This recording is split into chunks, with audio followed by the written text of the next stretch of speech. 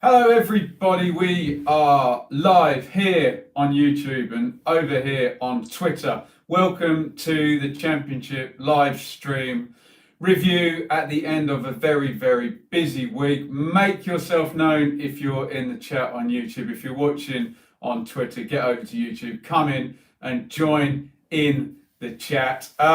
Game week number 11 completed. It's a 3-game week over really busy week. I was at 4 games across the week and a manager got fired into the bargain. Loads of content, brilliant figures on the ratings. So a good week, but a very tiring week on a personal note. International break number 2 is now here. We normally call this sacking seasons, but we'll speak about that as we go through. New leaders again, and God, it looks open, doesn't it? 3 points between first place and 9th place QPR here. Really anybody's for the taking who's going to go on a good run over this next 5 games before another international breaks. In fact, I will say it now, anyone who scores 10 points or more will be in the top 4 with 16 games gone. It's the way it's shaking out.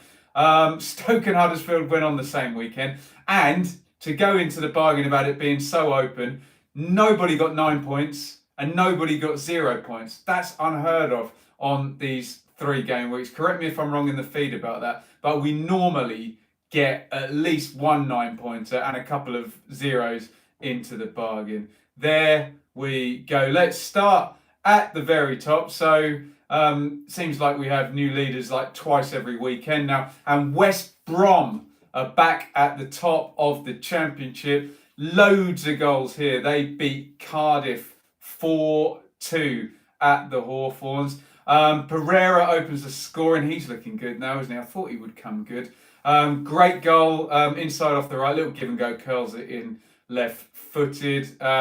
Diangana, Livermore midfield steal, quick counter and Diangana puts it in. Those two really contributing well, Diangana and Pereira off the front for West Brom. Good creative force there. Into the second half and they make it 3-0. Charlie Austin, I didn't think he had the speed, the legs anymore, but he runs it through from quite a distance and he takes it really well. It's 3-0 and then Cardiff actually get it back to 3-2. Mendes Lang splits the defence and Danny Ward scores, and then Danny Ward nods in from Murphy's corner. So they got it back to 3-2, but then Romain Sawyers with the winner slid in by Pereira. Hit to the game says Baggies look good for auto, so Ghazi will strengthen them further. John says Baggies fans getting quite excited now, yeah. And I expect Gibbs to come in there and Higazi to come in there. And they look like they've got a lot of options off the front, and even played Robson Carney this week. So they've got 3 strikers to use for that one position up the top. Does look good for West Brom. They lost the undefeated streak at Leeds, didn't they, in the week, but still 13 points in 6 games. You know, you'll take a defeat if you're constantly getting over 2 points a game on a 6-game block. So that is brilliant for them. And as we mentioned, Higazi and Gibbs to come back, maybe chalk off those goals conceded, improve the defence there. Cardiff, well, it's a shame to end this segment for them on a defeat. They had picked up, normally much better than us defensively. Interestingly, Robert Glatzel has scored 2 goals in 721 minutes for Cardiff. Danny Ward has scored 3 in 69. Oh, the Forest fans are all in here. Yeah, we're on to Forest the very next game because you're right at the top of the league, Forest fans. So hang tight. I know they've been chasing games when they've put Danny Ward on, which might cover those figures a little bit. But does Warnock have a choice now? Maybe needs to put him in. I don't think Warnock's got the front 4 quite shaped right yet, but we will see. Good stuff for West Brom. Cardiff down in 11th, but it's so tight, isn't it? As I say, anyone scores 10 points before the next international break, they're going to be right up there. It's a difficult one. Someone just said in the feed, not a quality league this year. Maybe are we lacking someone to run away? We always think that, and then someone scores over 90 points. So let's just see. But no one out and on their own at the moment. In second place, Nottingham Forest. 10 games unbeaten, and they have only indeed lost to West Brom on the opening day. Forest in brilliant form. Craig says, La Mouchi j'adore. Forest still got a couple of gears to go into. There is this thing with Forest where they look just quite steady and stable and not spectacular. Remember, they got into second spot in December last year with Karanka looking steady and stable. So let's see if they can push on and do the extra this year. Certainly in brilliant form, Forest. 56th minute, they get the winner here. So it's Forest 1, Brentford 0, I should say. Worrell nods the corner back across. Good finish by Watson. Dora on Tour, follow him, great YouTuber. We look fantastic for this season. Can't wait for the next game. And I bet Mr. Dora will agree there's been times supporting Forest where he's dreaded the next game. So good that they're having such a good time at the moment, the Forest fans. Nice finish by Watson for the winning goal. They look tight, Forest, don't they? They look hard to beat, hard to play against. And they're the form team points-wise. 14 from 6. Chris asks, how long does Thomas Frank get if results don't improve? Let's answer that in a minute when we get to Brentford. Good question. 14 points from 6, though, makes Forest the form team over the last 6 games. And they use their draws quite well. They don't have too many. They're happy to draw, etc., etc. Jack said, whoever said the quality of this league is poor is an idiot. And he's listed all the good teams putting in good performances. That's the flip side. It's either very competitive or the quality's low. I wonder if Jack's right or if the other chap is right on here. Forest, as I said, form team. Look at the next games. Wigan, Hull, Reading and Luton for the next 4. They're going to get 10 points from that lot, aren't they, at least? Three wins and a draw in there, at least. Looking good. They've played most of the top teams already and done well against them. Can Forest keep it going? You wouldn't want an injury to Graben. You wouldn't want an injury to Lolly. Those would be the guys you want to just keep in the team. Brentford, someone just asked about Thomas Frank.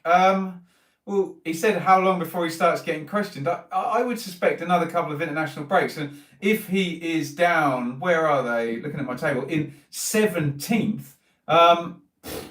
There you go. Who knows? John says, typical Championship form, they'll probably lose the next 3.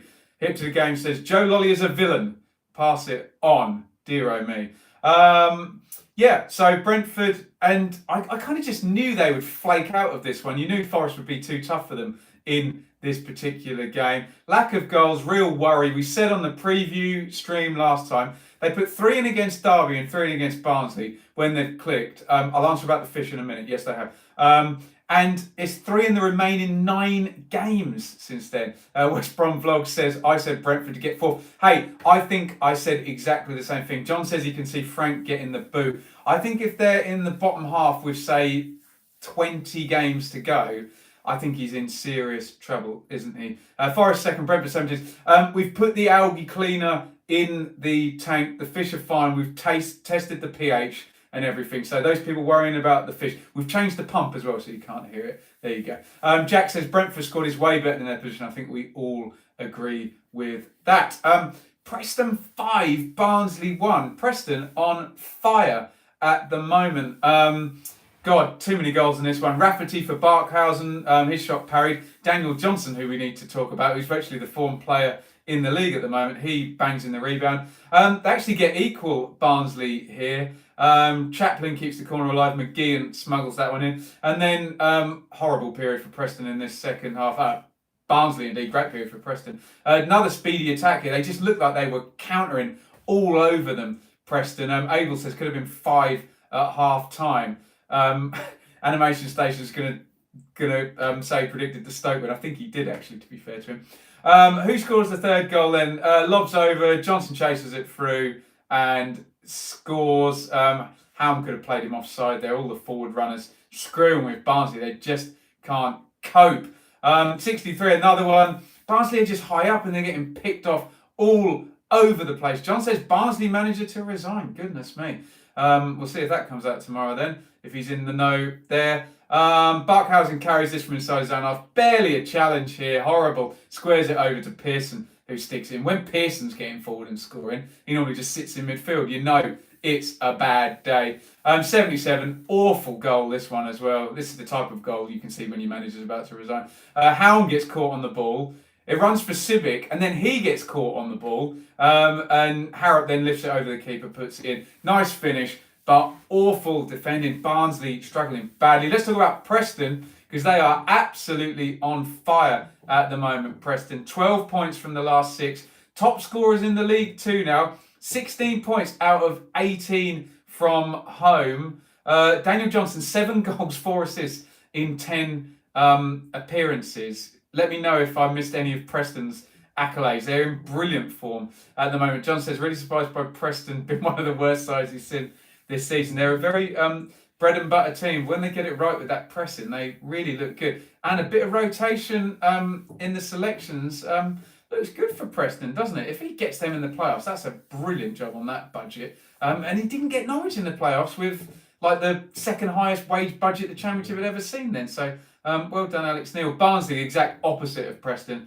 Horrible form now. No wins in 10. That's the opposite of Forest and Bristol City. Lowest scorers in the league and the joint most conceded. You can see an upside for Stoke and Huddersfield as well. So Barnsley could be bottom soon if they don't change this around. Not looking good. Preston 3rd, Barnsley 23rd. Abel says, could it be their year? Who knows? You'd think anywhere in that top 8 is really, really good. Animation says a game without a Pearson yellow is as good as a goal for him. Yeah, broke all sorts of records on the old yellow cards and suspensions last year. Right, everyone, we predicted this, didn't we? Swansea 1, Stoke 2. I'm lying. I did not predict this at all. I said that Swansea would win easily and Nathan Jones would have resigned by now. That did not happen. Top versus bottom, classic Championship result, this one. And Swansea led after 1 minute. This so smacks of Ipswich at Swansea last season. They took the lead of an own goal after a minute there. AU scores the early goal. Dander's shot gets spilled by Federici. AU slips it in. 2 goals and an assist in the last 3 for AU. He looks interesting. I'm hip to the game, says stranger things have happened. Yeah, there you go.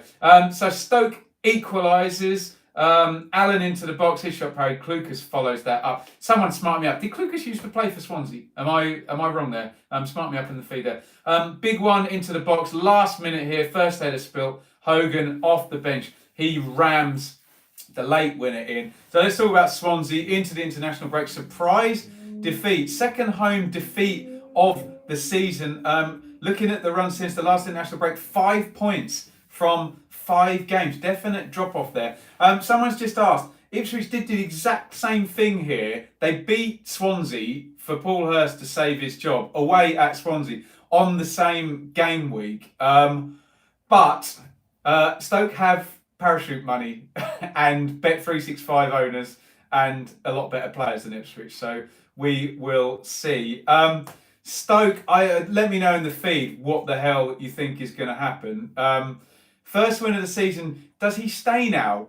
Because Ipswich kept Hurst, and I know Stoke have got better players, and then sacked him 2 games later, and they lost the next 4 or something. But I don't know whether he stays now, whether they say, right, he's got the win, off we go. A lot of the metrics have been good, but they've just been making these horrible, horrible mistakes and falling to bits. So I don't know. I wouldn't be surprised if he was still there. I wouldn't be surprised if he was gone. So yeah, great bit of analysis by me on that one, but completely up in the air now. Jack says Swansea's great start.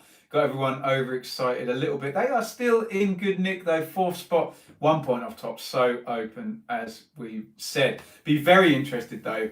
The next one of these previews, because it's an international break, will be Thursday week. Will I have done a video saying Nathan Jones has gone from Stoke by then? I just don't know. Millwall 2, Leeds 1. Here we go. I will put my hard hat on to do this one here because I was at this game. And a bit of a controversial one, let's just say. So 14th minute, big controversial decision. I will say, in my defence, when I do my reviews, I'm sat in the stand. I call it from one viewing, no replays, and I just say what is given. And what I said on my review is Berardi takes down Bradshaw and gets a red card. I say what the referee gave. I haven't seen any replays. Doesn't mean I endorse or not the decision, but I've got a lot of Leeds fans saying, how did I not notice? But look, I would forbid anyone to sit where I was sat and see whether that was a tiniest little touch or not. I've still got people arguing on my Twitter feed over whether it was a foul or not. And look, in the feed, I bet people disagree from this end. We'll have people say, oh yeah, it's slight contact, whatever, do-da-do. And then people questioning the red card as well, whether he was slightly ahead of Phillips, in which case it was an obvious goal scoring opportunity. But the thing is, if there was no contact, we can't say whether the contact was to judge where Phillips was, if you know what I mean. You can't say, if you can't see the contact, whether it's obvious or not, because if the contact is later, then Phillips is covering.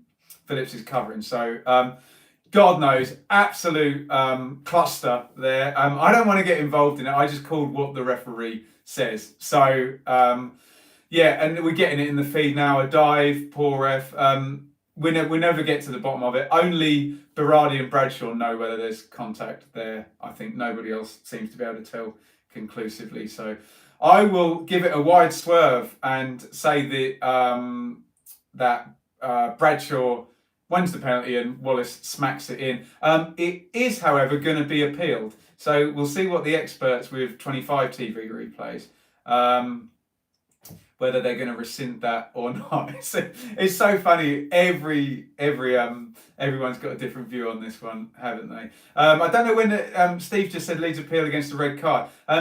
When's that going to happen? I think they have to get that done by about now, and I'm sure it'll be done by the end of the week. So we will know whether Berardi gets banned or not, because they need him, because they haven't got Cooper, have they? Anyway, Mill will get the second goal. Nice little clip over by Ben Thompson. Ferguson slips it into the corner. Oh, the appeals happened today. Okay, interesting.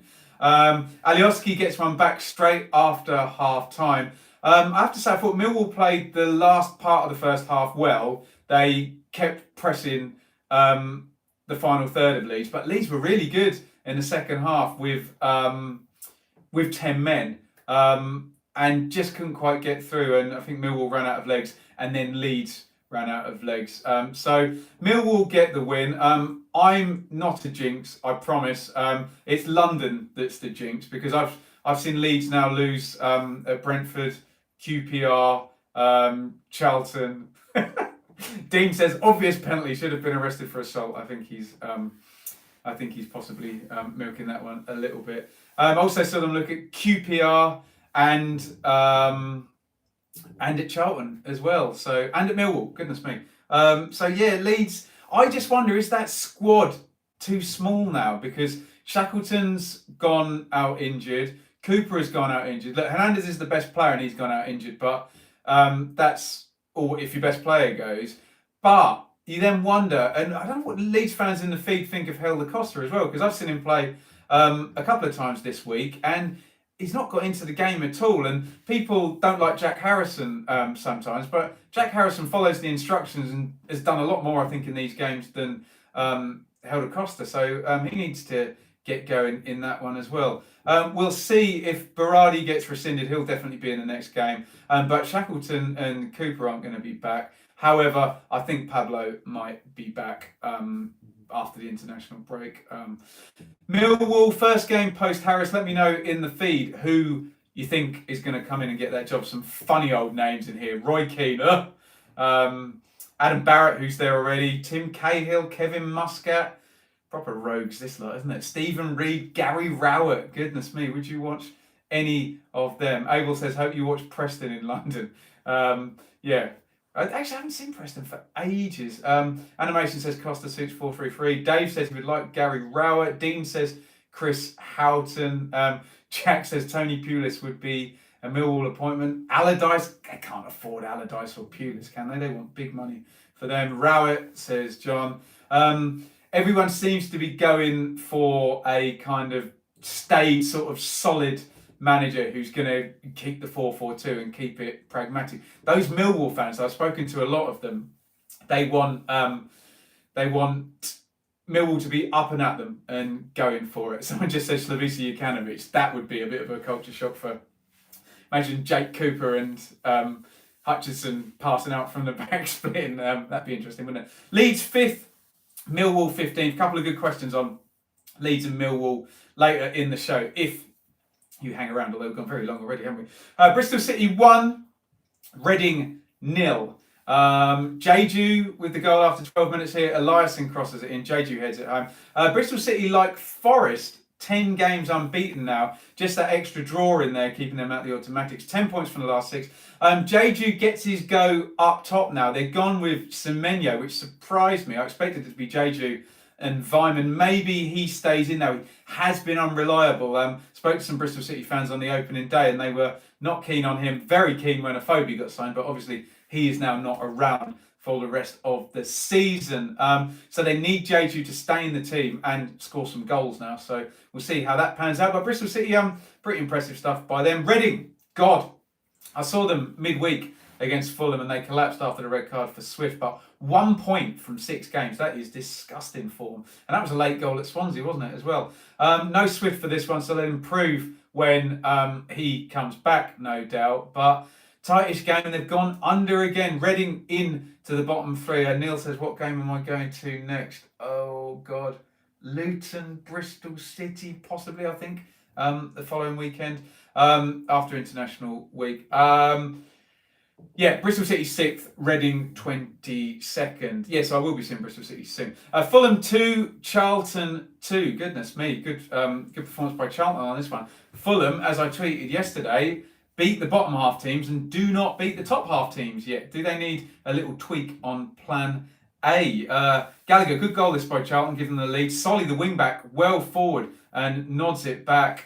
Gallagher sweeps home his 4th of the season. I'll tell you what, this Leeds jinx thing, John just asked about the Leeds jinx. I'm going to do Reading versus Leeds, okay? If Reading beat Leeds, then I'm a jinx to Leeds, okay? That's all I'll say there. Cavallero, he scores his normal goal in off the right, smacks it in with the left foot. Great goal by him. Then Bond scores immediately, glances in Pratley's cross. Mitrovic on the 63rd minute. I quite like this goal actually. Backs in and then scoops it in really quickly. He's now the top scorer in the league. Fulham, as I say, still aren't winning the harder games. Haven't managed to beat a team in the top half yet.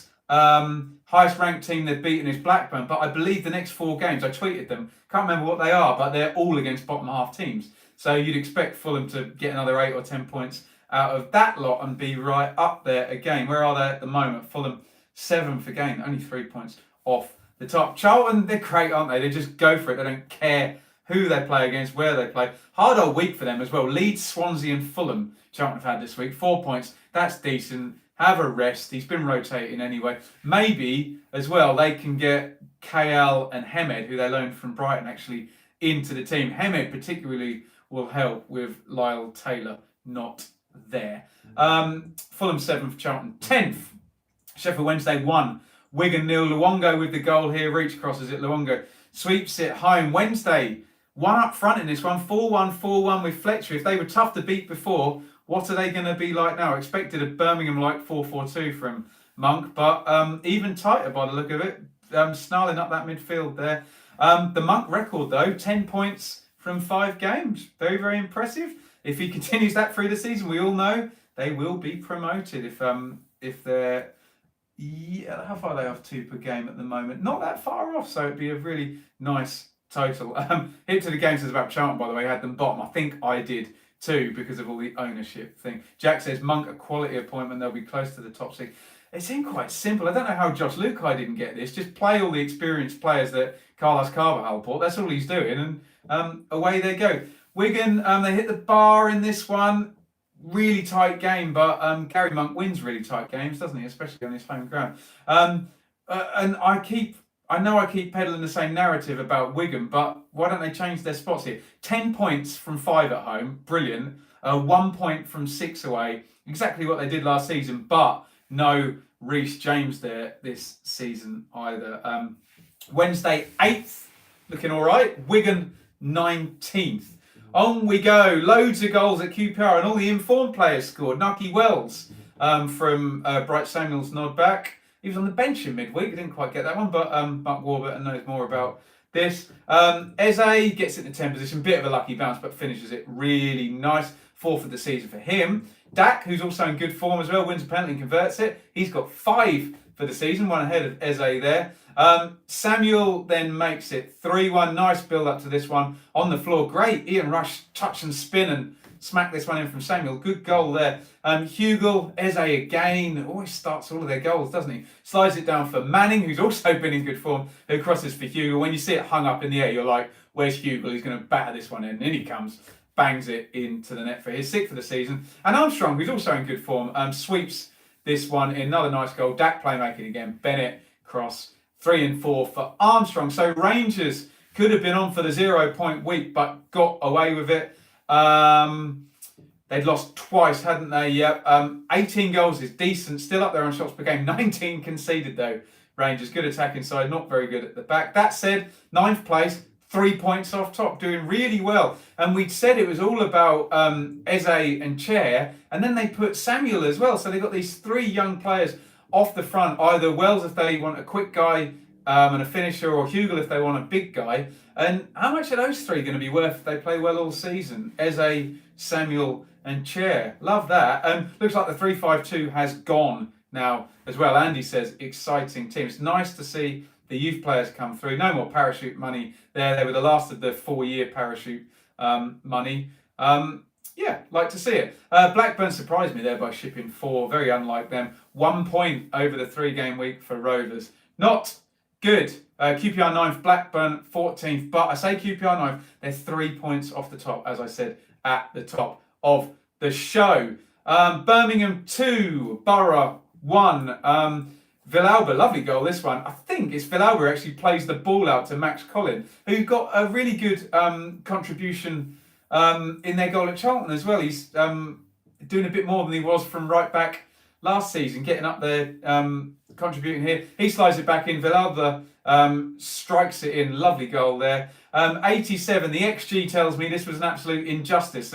Blues should have been about 5-0 up by this point, but Ayala bundles in a Sombalonga's dink. And Bailey, another youngster I hadn't heard of, he nods in Crowley's right wing cross.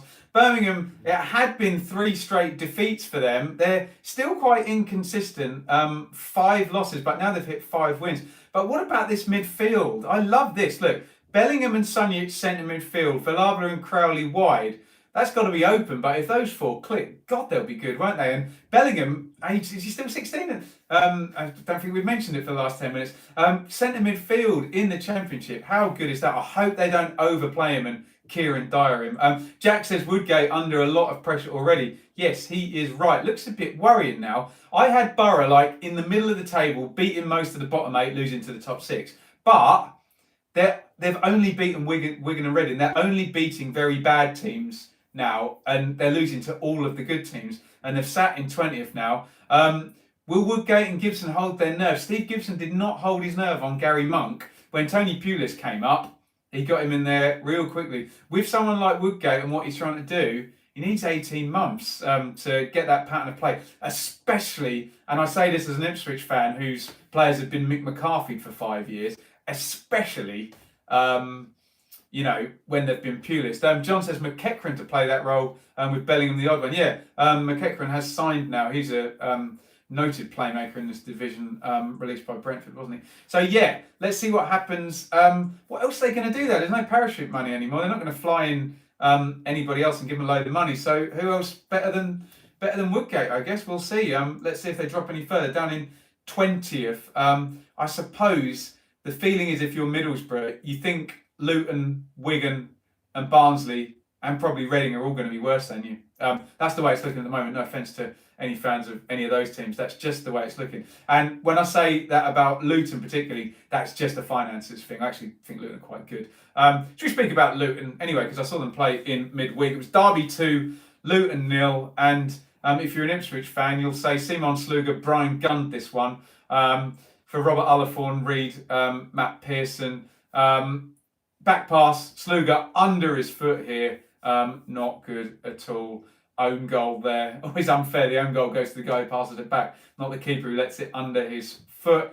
Tom Lawrence obviously scored, didn't he, with a cross, and he gives it the old no-sell celebration. Now he's not going to celebrate after his recent antics off the pitch. So damaging week off the pitch for Derby, but good week on it. 7 points from 9. Would have been the only 9-pointers had they not let Barnsley equalised in the 93rd minute. We did say Derby had an easier run of games coming up. XG says that they quite lucky to win this one, actually. A couple of lucky-ish goals. God, Animation Station says, think Lawrence can drive Derby to promotion. That's awful. That's shocking behaviour, Animation Station.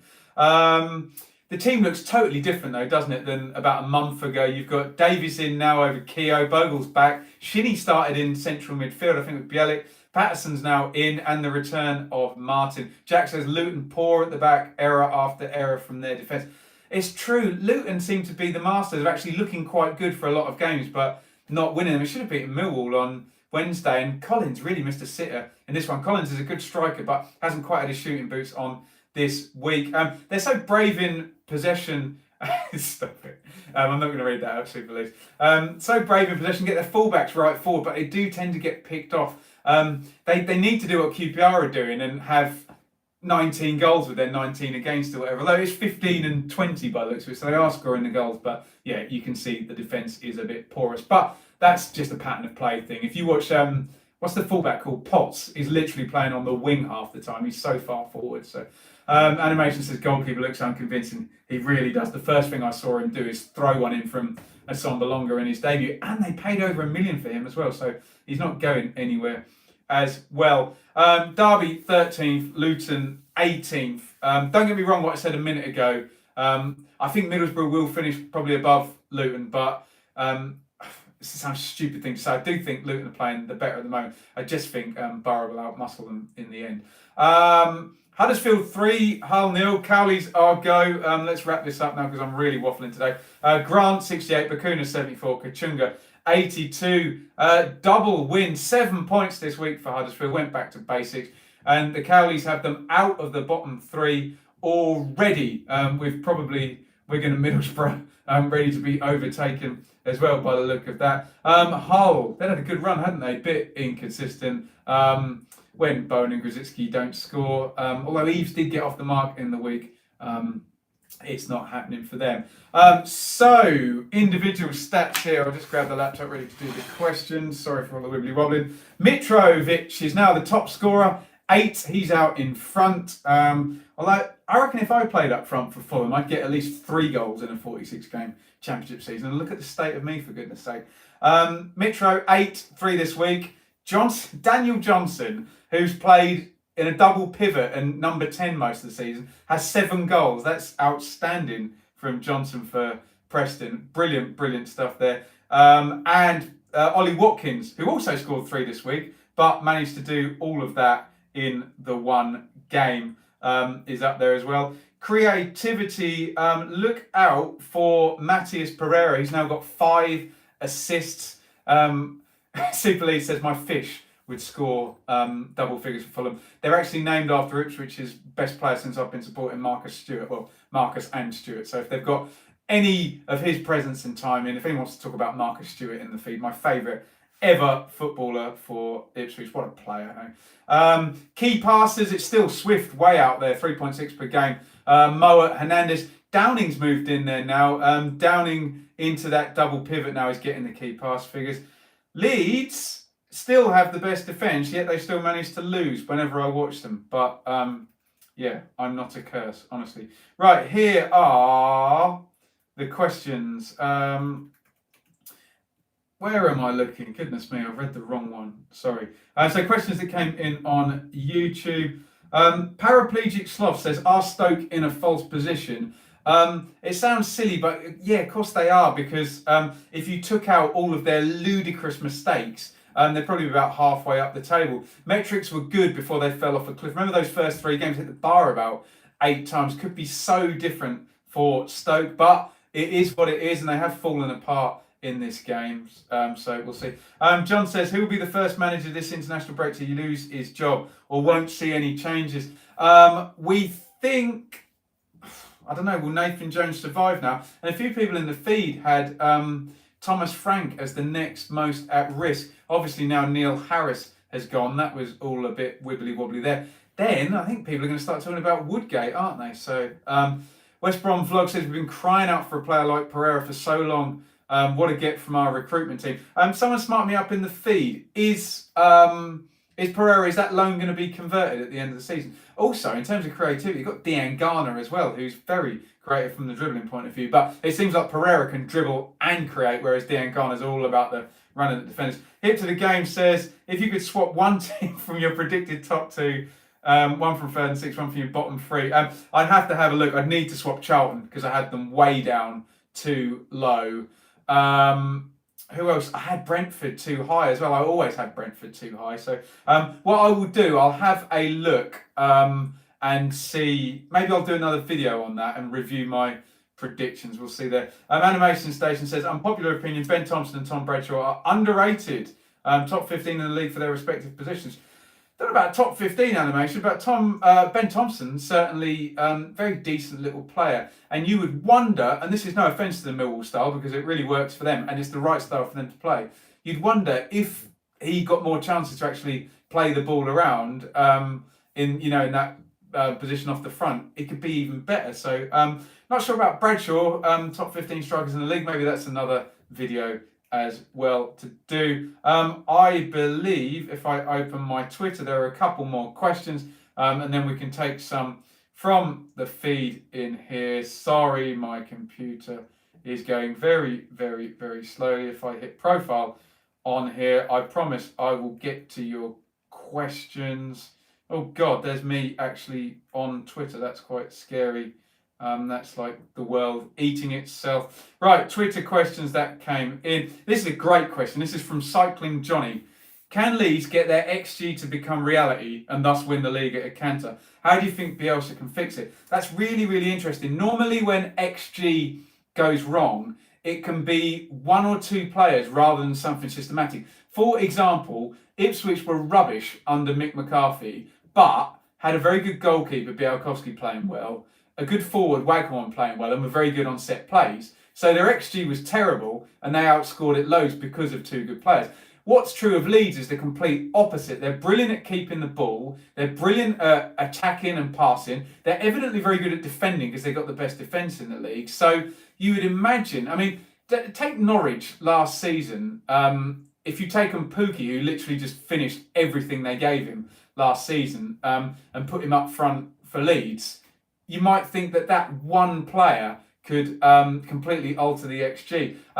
It's a soft underbelly and an inability to score. Charles asks, what's XG? XG is a probability of winning based on the chances you create, so the expected goals. So, for example, a team like Leeds has a habit of having a very good XG, i.e. creating a lot of good chances, not conceding many, but still losing, which is very strange. So, I know every team wants one, but Billy Sharp, Che Adams, Timu Pukki last season. Who we got this season? Mitrovic doing the business. Watkins, Wells, prolific striker. You wonder whether that would change Leeds XG if they just took the chances that they're making. Isaac says, do you think there will be any points deductions this season?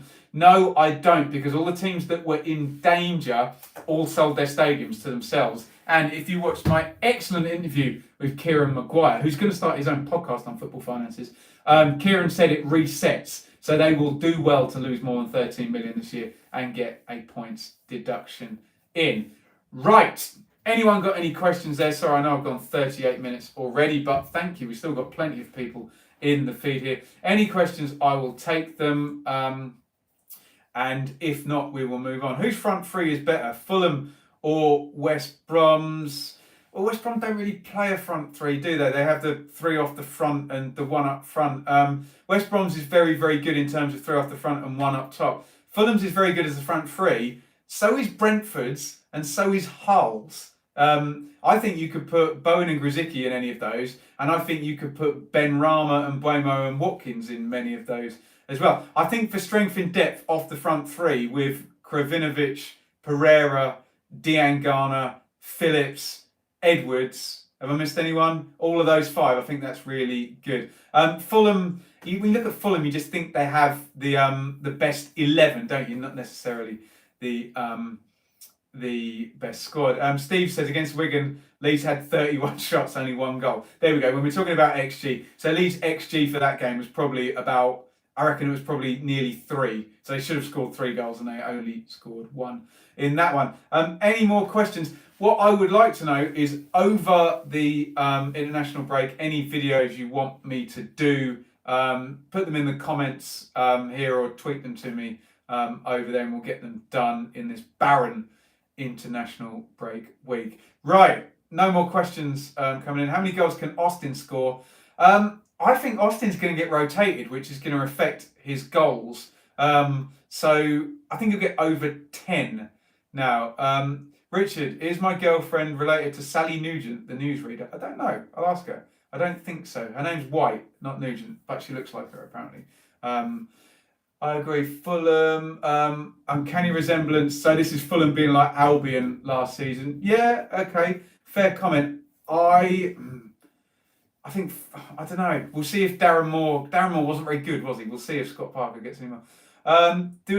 Could I do a video about what equipment, how long it takes to edit a video? I can tell you that right now. Jack says an adjusted championship prediction. That's a great idea. I'm very lazy with my editing. I have an iPhone 7 Plus, which is like 3 years old. So I film everything on there.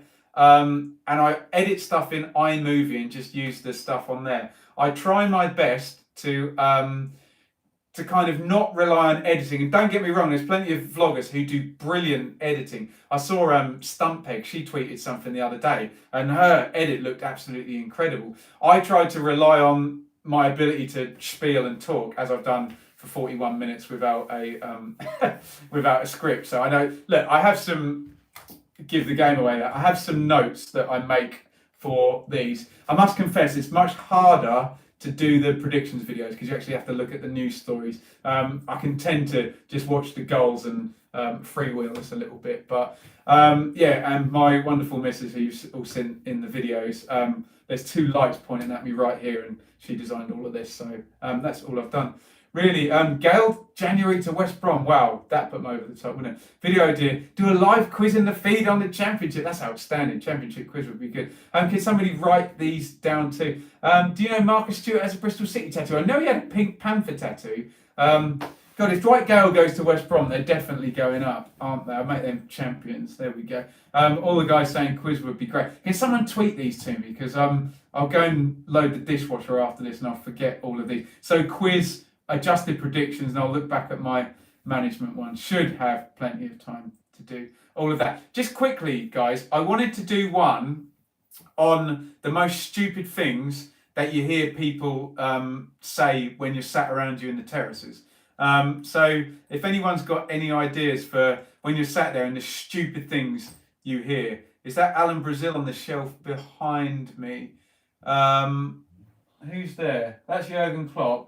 That's Alan Partridge, that's Bret Hart, and that's Matt Holland. No Alan Brazil, but lots of Ipswich kits and an Ipswich scarf down there. Anyone, any ideas for the stupidest things they hear people yell out on the terraces? I normally hear some absolute pearlers there. Right, I will get off now. Thank you everybody for joining in the stream. It's been a brilliant week on YouTube. Loads and loads of really good figures. Thank you for the ideas. The fish are looking at Fergie's face. He's just given them a hairdryer. But remember, hairdryers and water don't mix. Can someone clip that? That was actually quite humorous, wasn't it? Thank you everybody for watching. Brilliant week on YouTube. Loads of subscribers, especially from the Millwall end after the Neil Harris video. Brilliant stuff. Most thing I've heard is shoot from... Oh, yes. Good one, Jack. That is so annoying. It rolls to a guy who's never scored before. Hip to the Game says, hope you enjoyed the Norwich result this weekend. I tend to... Nice one, Shady. I tend to not get involved in the Ipswich Norwich banter, considering we've been worse than them for about 10 years. But I won't say I enjoyed it, but Tyrone Mings seemed to enjoy it, didn't he? But lots of friends at Norwich, so I don't want to get involved in that because that will not be worth my while. My life won't be worth living if I get involved in that particular rivalry. Follow me on Twitter at Benjamin Bloom. You might already have done. If you're watching on Twitter over there, come across to YouTube where we have a brilliantly knowledgeable group here who we've built up. Maybe one day we'll all meet. We'll all meet after the playoff final or something. Wouldn't that be lovely? Thank you. Villa were chanting, "Are you Ipswich in disguise?" That's disgraceful. Ipswich are the only one of 2 unbeaten teams in the country at the moment, along with European champions Liverpool. Deary me. Right, thank you everybody for watching. I need to shut up now and go and load the dishwasher. See you all very, very soon. We'll get some of those videos out. Please tweet me those ideas. I will forget and I'll have to watch this all back. And I don't like watching myself back because I don't like my teeth or my nose or the grey hairs in my beard. Thank you very much for watching. I'm going to hang it up now and I'll see you all very, very soon. Bye-bye, everybody on Twitter. Bye-bye, everybody on